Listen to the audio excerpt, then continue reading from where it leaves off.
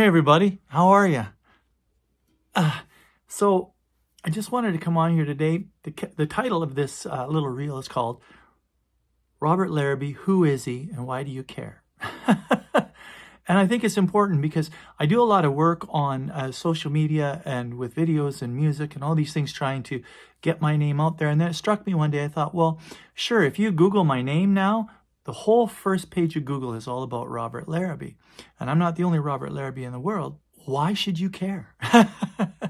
So that's what this is about. Who is Robert Larrabee? I'm a person who came from a dirt poor upbringing, a violent upbringing as well, and a traveled one. I was already on the road since diapers, raised by a single mother, and she was a waitress. We lived on $2 an hour plus tips, and were rarely in the same community for longer than 6 months, and then on the move. So a lot of geographical changes. Mom, God bless her, was a very violent lady. I mean, she read in the Bible, spare the rod, ruin the child. So she thought, well, I'll just use the whole tree on him. That'll really straighten him out. And when I was 10, she got married, and that relationship was fairly volatile and violent as well. I don't want to get too far into that, but at 15, I left home.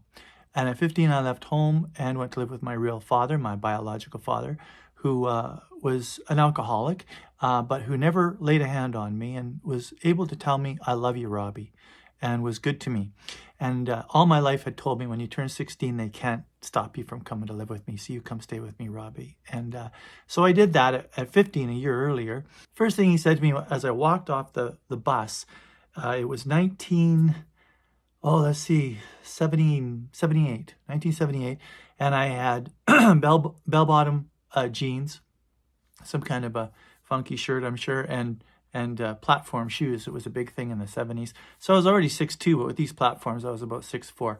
And my dad was standing there, and he had his cowboy hat on, and he had his leather coat with the sheep lining in it, the fur lining, and he looked like the Marlboro Man. And my dad was always so cool. He rode horses.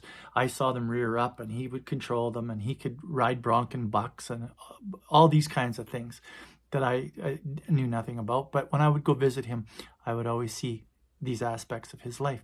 And so when he was standing there, as I aforementioned, in the garb that I told you, in his cowboy hat, etc., and he saw me walk down off the bus, the first thing he said to me is, Jesus, Robbie, you're big. I could get you into the bar. And I had already bought my first pack of cigarettes before I got on the bus, and I was ready to go. I couldn't wait. I couldn't wait to get with my dad. I couldn't wait to meet girls. I couldn't wait to roll cigarettes. I couldn't wait to drink beer. And I did it all. And I had a tumultuous teenage years with Dad, too. 2 years later, my dad committed suicide. So after that, I was only about 17 or 18. I had already ended up in group homes because I had already left Dad before he did that, because I wasn't little Robbie anymore, and I was a pretty screwed up kid, and I didn't know how to tell the truth because I was so used to getting smacked around for everything that I had become quite a little liar. So I'd already left. I was already living in a group home by the time I was 16. And Dad died when I was 17, and by that time I was already living on the streets. So I lived on the streets of Vancouver with my crazy cousins on my dad's side of the family, and I mean, crazy. And I got my fair share of trouble, and by around 2021, I straightened out, and by the time I was around 40, I quit drinking entirely, and my life is completely different.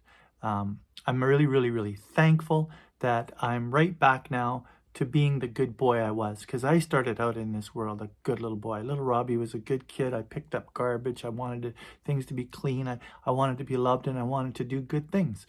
And somewhere along the line, that just got chinked away by being beat down. And now, my whole goal in life now is to do my art, my music. Now, I did 3.5 decades or so of performing, but it was always cover music. It was in dinner theater as an actor. It was tribute artistry in my show An Evening with the Legends. And And it was good, and I loved it. But at this stage of my life, I want to perform my own music.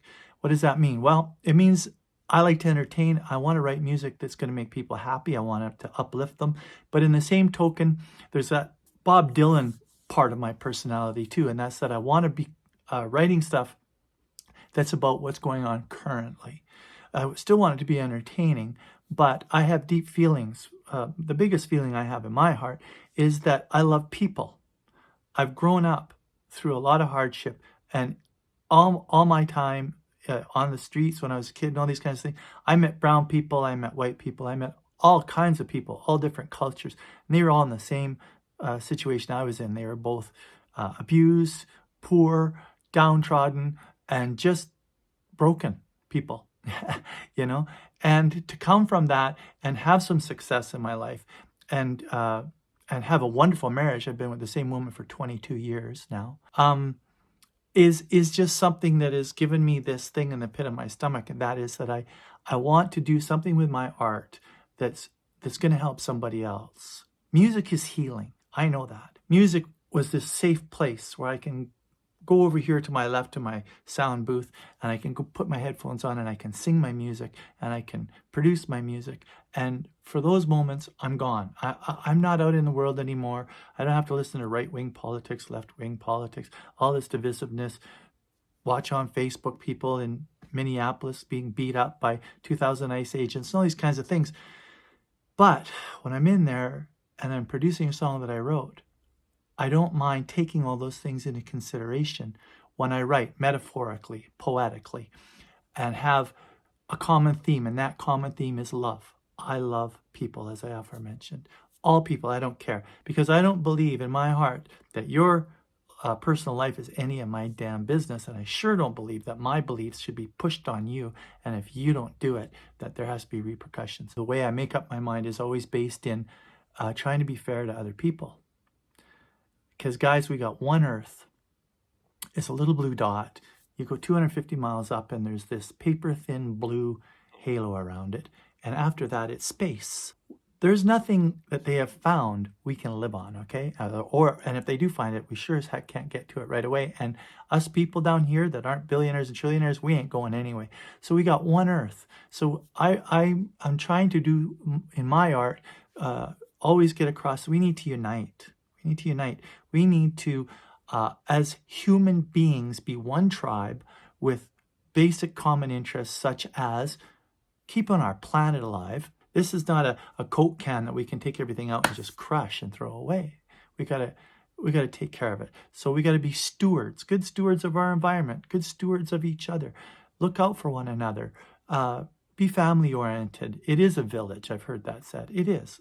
We are a village, and it's as good as collectively that we manage that village, that we're going to have longevity as a species, because there's no guarantees that this human species is going to last if it's not governed properly. And we, as the people, I believe, still have the power if we decide to put each other first. So these are the kinds of things that I have in my mind when I write. And I like doing it like a Dylan or a Neil Diamond. I like poetry. I like metaphor. I like to be able to make you, while you're listening to it, figure it out what I'm saying. I don't have to necessarily come right out and say anything. And your interpretation of the song is your business, and you're privy to it. And however you interpret it, I'm happy for you, as long as you enjoy it. So that's what I do. And I'm going to write some songs, of course, that are just fluff. They're not statements or anthems or anything like that. They're just let's get down and boogie kind of fun songs. That's important too. But I think as an artist, and I think in this place in history that I am now, it's important that I have a voice, and it's important that you have a voice. And so I voice through music. I share my music with you. And if you like it, and if you subscribe to it, then share it. Then give it to somebody else. And let's all enjoy one another. I love you. And there will be more reels to come on other songs and other things that are happening.